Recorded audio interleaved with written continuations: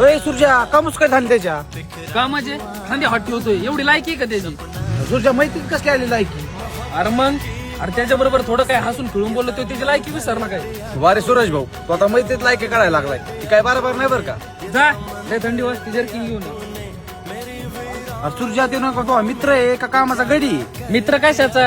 उग मी त्याच्या बरोबर गोड गोड बोलतो, माझ्याकडे पैसा आहे म्हणून तो माझ्यापाशी. वार सूरज भाऊ चांगलं ओळखला तुझ्या मित्राला. अरे तो पैसा म्हणून नाही, तो तुला मित्र मानतो ना त्याच्यामुळे तो तुझ्या जवळ आहे. धर सूरज. बघितलं का सूरज भाऊ, तू एवढा त्याचा अपमान केला तर तो जर्किंग घेऊन आलाय आणि तू म्हणतो पैशासाठी तुझ्या जवळ येतो.